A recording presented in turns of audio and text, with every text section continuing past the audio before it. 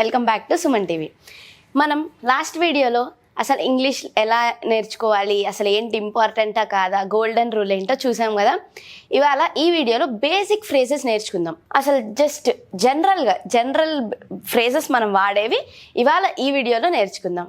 Okay, మనం first phrase ఏం వాడతాము? ఇన్ జనరల్లో వాడేదేంటి? How are you, what do you do, ఇవన్నీ బేసిక్ ఫ్రేజెస్ కదా. హౌ ఆర్ యూ అని ఒకళ్ళు మిమ్మల్ని అడిగినప్పుడు మీరు ఏమని చెప్పచ్చు? I am fine, thank you, okay, everything is all right, not bad, all right, good, frustrated or exhausted. ఇవన్నీ ఎప్పుడు ఎలా చెప్తారో చూద్దాం. ఫస్ట్ బేసిక్గా ఎవరైనా హౌ ఆర్ యూ అని అడిగినప్పుడు మీరు కూడా బేసిక్గా ఏం చెప్తారు? I am fine, thank you. ఇది చాలామందికి తెలియదు ఏంటంటే ఐ ఆమ్ ఫైన్ వరకు చెప్పి ఆపేస్తారు.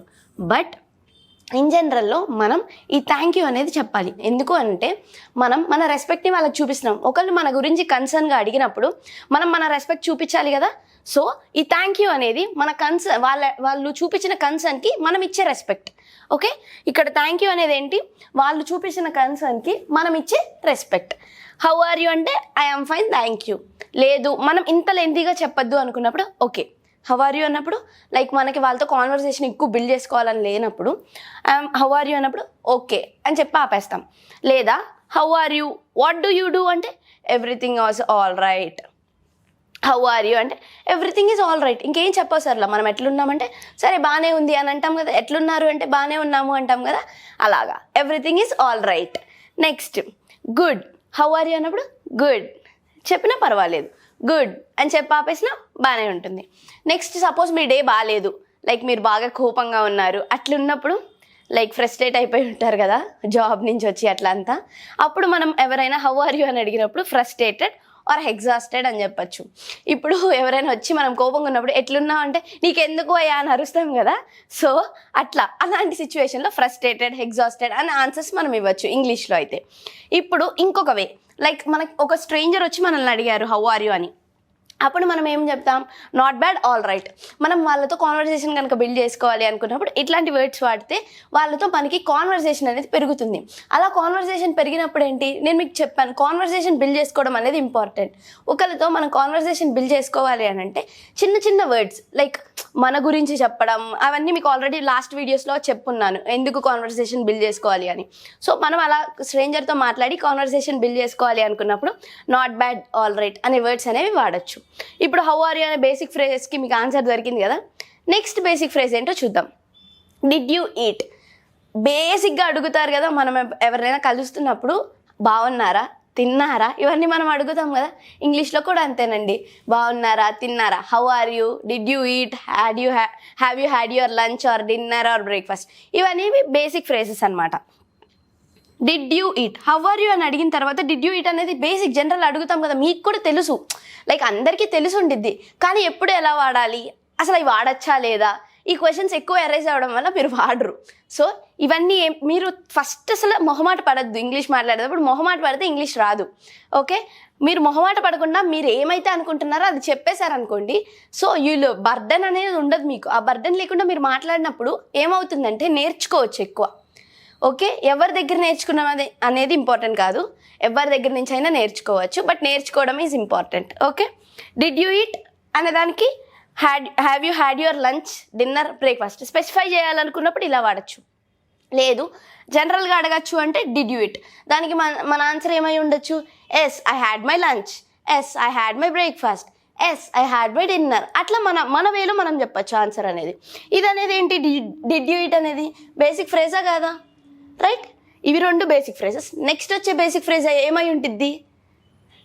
లైక్ బాగున్నారా అని అడిగాం, తిన్నారా అని అడిగాం, తర్వాత ఏం అడుగుతాం? ఏం చేస్తున్నారు అని అడుగుతాం కదా.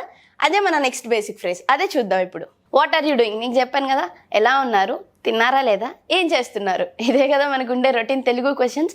ఈ తెలుగునే ఇంగ్లీష్లో కూడా సేమ్ అడుగుతాము. లైక్ బేసిక్ ఫ్రేజెస్ వాడేటప్పుడు మనం తెలుగులో ఏమైతే వాడతాం ఇంగ్లీష్లో కూడా అవే వాడతాం. అలా అని చెప్పి పచ్చిగా ట్రాన్స్లేట్ చేయొద్దు, చాలా ఘోరంగా ఉండిద్ది. సో బేసిక్ అనేది వాడదాం. బేసిక్ వాడినప్పుడు బాగుంటుంది.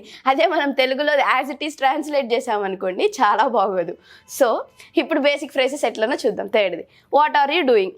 ఏం చేస్తున్నావు, దానికి మనం ఎట్లా చెప్పచ్చు, I'm a doctor, I'm a lawyer.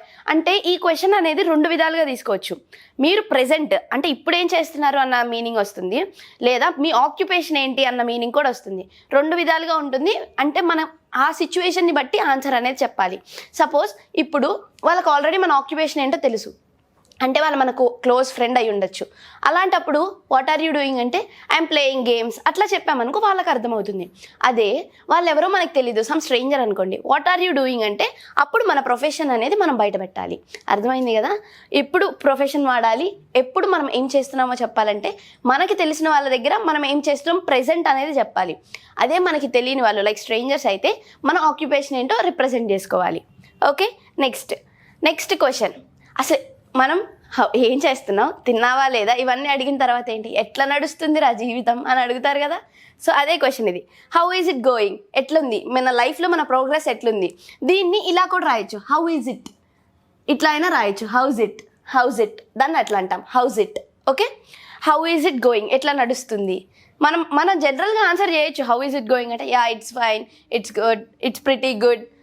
లేదా ఇప్పుడు బాగాలేదు అంటే no it's not all right అట్లా చెప్పొచ్చు. Okay, how is it going అనే క్వశ్చన్కి అలా ఆన్సర్ చేయొచ్చు మనం. Next question, hey Pavan long time no see. ఇది ఎప్పుడు వాడతాము, మనం ఆ వ్యక్తిని చూసి చాలా రోజులైనప్పుడు జనరల్గా అడుగుతాం కదా, ఏందిరా బాయ్ కనిపించట్లేదు నువ్వు అని అట్లా అడుగుతాం కదా.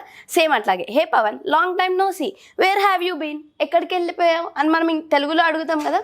సేమ్ అట్లాగే ఇంగ్లీష్లో, hey Pavan long time no see, where have you been అనే క్వశ్చన్ అడుగుతాం. దీనికి ఈ పవన్ అనే వ్యక్తి ఎట్లా ఆన్సర్ చేయొచ్చు, yeah I'm all right long time no see అంటే అప్పుడు తన ఎక్స్ప్లెనేషన్ స్టార్ట్ చేసుకోవచ్చు. లైక్ నేను ఇట్లా సో అండ్ సో చేస్తున్నాను, సో బిజీగా ఉండే, సో అందుకే మెసేజ్కి రిప్లై ఇవ్వలేదు, లేదా ఏమి కలవడానికి కుదరలేదు అన్న ఆన్సర్స్ అనేవి ఇక్కడ వస్తుంది.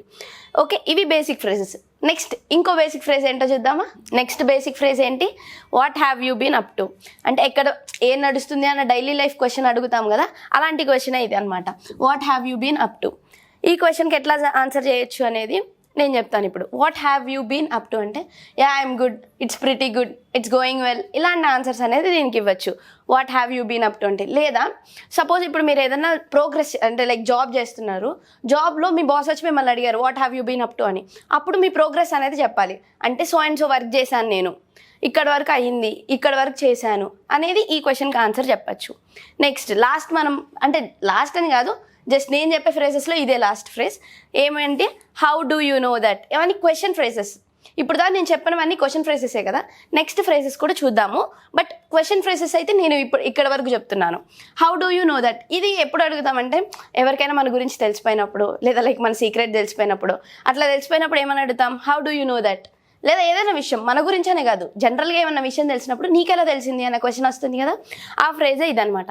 ఇప్పుడు నేను ఈ కొన్ని ఫ్రేజెస్ చెప్పాను కదా, ఈ కొన్ని ఫ్రేజెస్ అనేవి ఏంటంటే బేసిక్ ఇన్ జనరల్ మనం తెలుగులో కూడా అడుగుతాం కదా, how do you do, how are you, అవన్నీ అడుగుతాం కదా. అవే బేసిక్ ఫ్రేజెస్ ఇంగ్లీష్లో కూడా ఉంటాయి. ఆ బేసిక్ ఫ్రేజెస్ అనేవి నేర్చుకుంటే జనరల్ ఇంగ్లీష్ మనకి బేసిక్ ఇంగ్లీష్ వస్తుంది. చెప్పాను కదా, మనం సర్వైవల్ కోసం ఇంగ్లీష్ నేర్చుకోవాలి.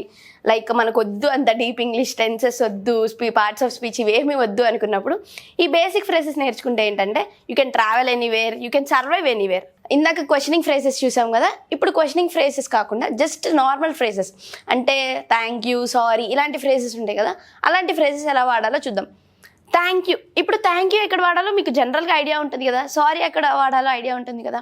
అవి రెండు కాకుండా మిగతాయి చెప్తున్నాను నేను. థ్యాంక్ యూ ఇన్ అడ్వాన్స్ అంటే లైక్ ఇప్పుడు ఎవరైనా మీకు అడ్వాన్స్గా విష్ చేసినా, కంగ్రాచులేషన్స్ చెప్పినా, మీకు వాళ్ళు ఏమైనా అడ్వాన్స్గా చెప్పినప్పుడు ఇది మనం చెప్తాం థ్యాంక్ యూ ఇన్ అడ్వాన్స్. అంటే వాళ్ళు మన గురించి రెస్పెక్ట్ ఇచ్చి they told that right. So thank you అనేది మనం ఏం చేస్తాం, మన గ్రాటిట్యూడ్ని ఎక్స్ప్రెస్ చేస్తాం కదా. ఆ గ్రాటిట్యూడ్ని అడ్వాన్స్లో ఎక్స్ప్రెస్ చేసేటప్పుడు థ్యాంక్ యూ ఇన్ అడ్వాన్స్ అనే వర్డ్ వాడతాము. Next phrase thank you anyway. ఈ థ్యాంక్ యూ ఎనీవే అనేది ఎప్పుడు చెప్తామంటే మనకి ఇష్టం లేదు అది, బట్ వాళ్ళు మనకి చెప్పారు, విష్ చేశారు మనల్ని, సర్లే చెప్పారు కదా అని మనం ఎప్పుడు చెప్తాం, థ్యాంక్ యూ ఎనీవే అనే వర్డ్ చెప్తాము. అంటే మనకి ఇష్టం లేకపోయినా వాళ్ళు మనకు వచ్చి విష్ చేసినప్పుడు ఓకే థ్యాంక్ యూ ఎనీవే, సరే చాలు మీరు చెప్పారు కదా థ్యాంక్ యూ ఎనీవే. లేదా వాళ్ళు మనకన్నా లైక్ సీనియర్ మోస్ట్ అట్లా అనుకున్నప్పుడు వాళ్ళు వచ్చి చెప్పినప్పుడు థ్యాంక్ యూ ఎనీవే అన్న వర్డ్ కూడా వాడతాము. Okay, next no worries. No worries అనేది ఎప్పుడు వాడతామంటే when something is not expected and you are okay with it. అంటే మీకు అనుకోకుండా ఏదో జరిగింది, దాంతో మీరు అంటే మీకు అది జరిగినా జరగకపోయినా పెద్ద ఏం జరగదు. అంటే లైక్ ఎటువంటి వర్రీస్ ఉన్నప్పుడు, వర్రీస్ లేనప్పుడు నో వర్రీస్ అనే వర్డ్ వాడతాము. అంటే అది మీకు జరిగినా జరగకపోయినా మీకేం డిస్టర్బెన్స్ ఉండదు. లైక్ మీ జరిగే ప్రాసెస్లో కానీ మీ లైఫ్లో కానీ ఎటువంటి డిస్టర్బెన్స్ లేనప్పుడు నో వర్రీస్ అనే వర్డ్ వాడతాము. ఓకే, నెక్స్ట్ ఫ్రేజ్ ఏంటంటే వాట్స్ గోయింగ్ ఆన్. ఇందాక నేను ఆల్రెడీ మీకు క్వశ్చనింగ్ ఫ్రేజెస్ చెప్పాను కదా, క్వశ్చనింగ్ ఫ్రేజెస్లో చెప్పాను ఇది వాట్స్ గోయింగ్ ఆన్ అనేది. దాని ఆన్సర్ ఇక్కడ కూడా రాసుకోవచ్చు, లైక్ వాట్స్ గోయింగ్ ఆన్ అనేది క్వశ్చనింగ్ ఫ్రేజ్లా కాకుండా జనరల్ ఫ్రేజ్లా కూడా వాడచ్చు వాట్స్ గోయింగ్ ఆన్ అనేది. Okay, next don't take it to heart. ఇది ఎప్పుడు చెప్తాము ఈ ఫ్రేజ్ అని అంటే, ఎప్పుడైనా ఎవరైనా బాగా హర్ట్ అవుతున్నారు, ఎవరో వేరే పనులకో మీరు చేసిన పనుకో, లేదా మీరు కావాలి అని అనకపోయినా లైక్ వర్డ్స్ లూజ్ అవుతాం కదా కొన్నిసార్లు, అలాంటప్పుడు don't take it to heart అనేది, కోపంలో మనం వర్డ్స్ లూజ్ అయినప్పుడు ఈ వర్డ్ వాడితే don't take it to heart అనేది బాగుంటుంది, లైక్ బెటర్ ఇంగ్లీష్ దానికోసం. Next don't feel sad, I'm feeling down or blue.